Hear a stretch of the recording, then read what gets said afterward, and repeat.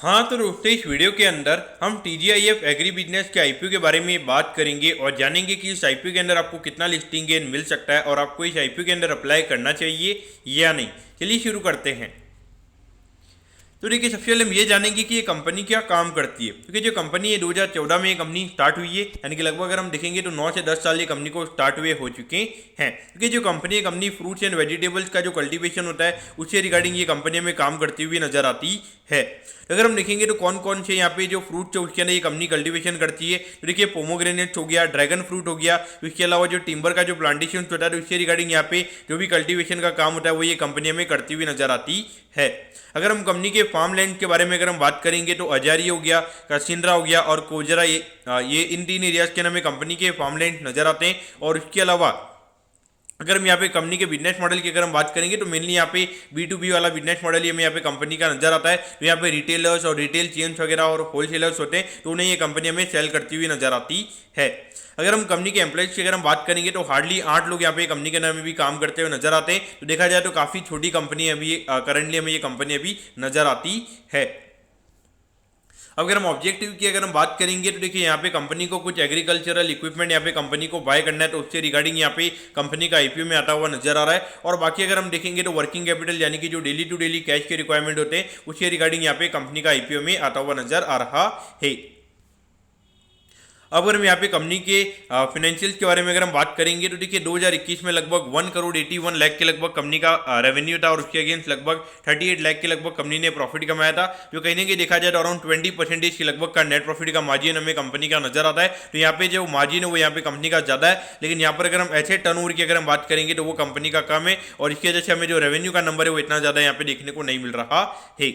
उसके बाद अगर हम 2022 में अगर हम देखेंगे तो 2 करोड़ 7 लाख के रेवेन्यू पे कंपनी ने 1 करोड़ 15 लाख के लगभग यहाँ पे कंपनी ने प्रॉफिट कमाया था, यानी कि 50% से भी ज्यादा का नेट प्रॉफिट का मार्जिन हमें यहाँ पे कंपनी का नजर आता है। और ये डेफिनेटली ये जो नंबर्स है मेरे ख्याल से हमें यहाँ पे डाइजेस्ट नहीं होंगे, क्योंकि देखिए 50% से ज्यादा नेट प्रॉफिट मार्जिन यानी कि अगर 8 लोग भी अगर कंपनी में काम करते हैं तो वहाँ पे डेफिनेटली जो कंपनी के प्रमोटर्स वगैरह वो भी सैलरीज लेते होंगे, तो कहीं ना कहीं यहाँ पे थोड़ी बहुत सैलरी उन्होंने कम ली होगी, उसकी वजह से हो सकता है कि इतनी ज्यादा प्रॉफिटेबिलिटी हमें देखने को मिली है।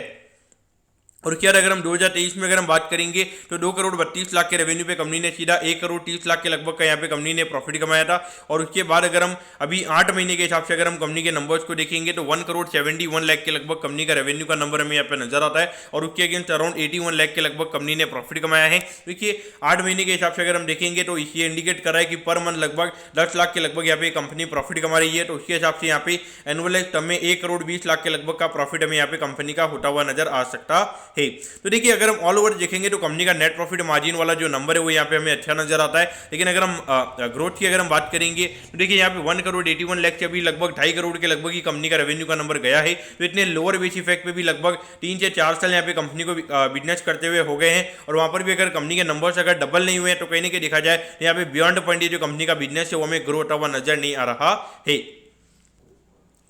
अब अगर हम यहाँ पे आईपीओ की डिटेल्स के बारे में अगर हम बात करेंगे तो देखिए 8 मई को ये आईपीओ में स्टार्ट होता हुआ नजर आएगा और 10 मई को ये आईपीओ में क्लोज होता हुआ नजर आएगा। यहाँ पे 93 रुपीज पर शेयर पे ये कंपनी हमें शेयर्स देती हुई नजर आ रही है। 1200 शेयर्स का हमें यहाँ पे लॉट नजर आता है, यानी कि अगर आपको ये आईपीओ के अंदर अप्लाई करना है तो 1200 शेयर्स के लॉट के अंदर आपको यहाँ पे अप्लाई करना पड़ेगा। अगर हम इश्यू साइज की अगर हम बात करेंगे तो 6 करोड़ 39 लाख के लगभग का आईपीओ का इश्यू साइज हमें यहाँ पे नजर आता है। ये पूरा पैसा कंपनी के पास में जाता हुआ नजर आएगा और यहाँ पे अराउंड 50% के लगभग का रिटेल कोटा है, यानी कि लगभग 3-3.5 करोड़ के लगभग का रिटेल कोटा में यहाँ पे कंपनी का नजर आता है। और ये जो कंपनी है कंपनी में बीएससी का एसएमई प्लेटफॉर्म भी ये कंपनी में लिस्ट होती हुई नजर आएगी। अब अगर हम यहाँ पे टाइम टेबल के बारे में अगर हम बात करेंगे तो देखिए 13 तारीख को आपको पता चल जाएगा कि आपको अलॉटमेंट मिला है, यानी अगर अलॉटमेंट नहीं मिलता है तो 14 तारीख को रिफंड मिल जाएगा और 14 तारीख को डीमैट अकाउंट में शेयर आ जाएंगे अगर आपको अलॉटमेंट मिलता है और 15 तारीख को ये कंपनी में लिस्ट होती हुई नजर आएगी। अब एट दी एंड अगर हम यहाँ पे वैल्यूएशन के पैरामीटर्स की अगर हम बात करेंगे तो देखिए हार्डली 24 से 25 करोड़ के मार्केट कैप पे ये कंपनी का आईपीओ में आता हुआ नजर आ रहा है। और उसके हिसाब से अगर हम ये साल अगर हम कंपनी की अर्निंग जो 1.2 करोड़ के लगभग की जो कंपनी की अर्निंग उसके हिसाब से अगर हम यहाँ पे बात करेंगे तो लगभग 19-20 के पी रेशियो पे ये कंपनी का आईपीओ में आता हुआ नजर आ रहा है। तो वैल्यूएशन वाइज अगर हम देखेंगे तो कोई ज्यादा कॉस्टली नहीं है और उसके अगर हम देखेंगे तो आईपीओ का साइज भी काफी छोटा है और बीएससी पे ये कंपनी की लिस्टिंग हमें होती हुई नजर आएगी। मेरे ख्याल से देखा जाए तो एक बार के लिए अगर आपको लिस्टिंग है इनके लिए अगर आपको अप्लाई करना है तो मेरे ख्याल से अप्लाई किया जा सकता सकता है, क्योंकि देखिए 6 करोड़ के आईपीओ में हार्डली जब